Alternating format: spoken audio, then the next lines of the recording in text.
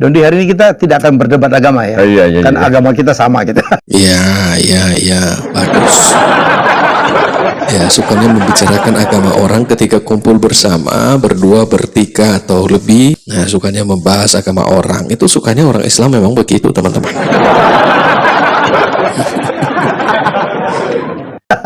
2012 saya baru qadarullah melihat videonya almarhum Syekh Ahmad Didat itu. Tuh. Nah, dari situ sebagai Kristen gitu ya, nonton videonya dai gitu. Yang ngomongin Bible saya gitu. Kan panas dong. Nah, ketika dia banyak ngomong Bible tuh begini dan juga banyak kontradiksi, kemudian banyak ayat yang tidak otentik, kemudian juga sangat-sangat diragukan bahwa itu adalah firman Tuhan. Ya walaupun masih ada gitu sisa-sisanya.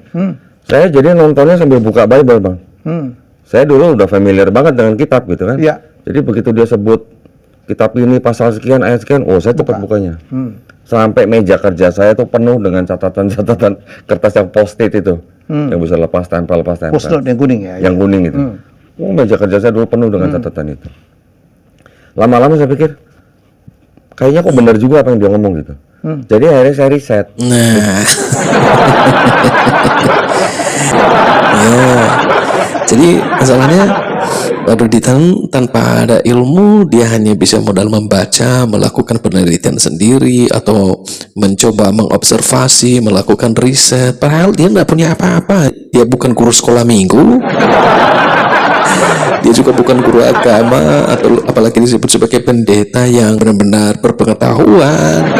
Nah, dia melakukan riset sendiri katanya, teman-teman, sehingga dia membangun kesimpulan sendiri, padahal tidak ada modal apa-apa, tidak ada pengetahuan apa-apa saat itu.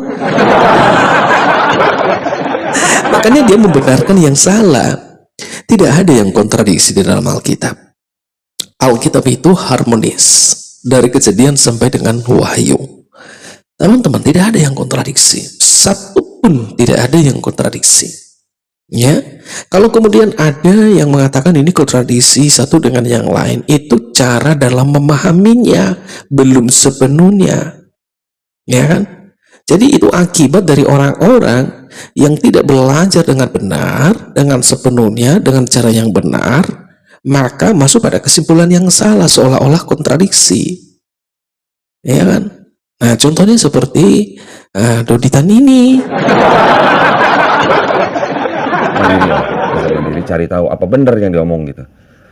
Dan ya, mencari tahu apa benar yang diomongin. Mencari tahu bagaimana? Kamu saat itu tidak punya modal apa-apa kok. Guru sekolah minggu aja tidak. Ternyata dapat jawabannya dari Kristen.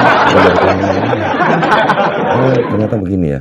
Akhirnya saya dapat buktinya dari kalangan Kristen juga. Ya, katanya dia dapat bukti dari kalangan Kristen. Ya, kalangan Kristen, orang Kristen yang mana? Nah, ini fitnah ini, teman-teman. Ya, siapa namanya? Kita melihat orang Kristen yang berpendidikan, yang berpengetahuan, yang sudah benar-benar belajar tentang Alkitab, atau itu orang awam? Dondintan.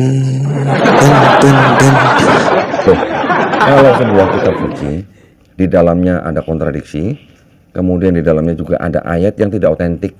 Tidak otentik nanti tidak. Ya, ngomong sesuka-sukamu lah. Ada ayat yang tidak otentik. Berdasarkan apa?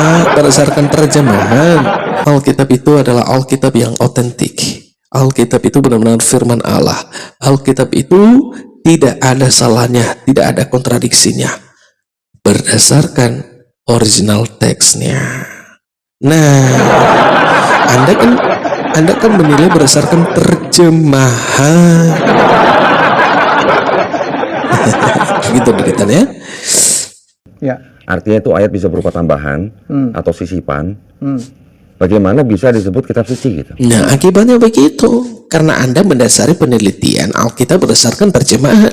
Karena memang pada saat itu Anda bukan orang teologi ya. Anda tidak tahu bahwa Alkitab itu adalah kebenaran yang sejati, firman Allah yang tidak ada salahnya dan tidak ada kontradisinya berdasarkan original teksnya.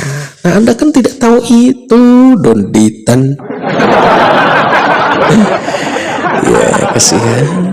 Jadi Anda salah selama ini. Disebut dengan Paulus. Hmm. Paulus yang kita tahu bahwa dialah pendiri daripada agama Kristen. Nah, ini fitnah, teman-teman. Kita mengatakan bahwa Paulus pendiri agama Kristen, fitnah.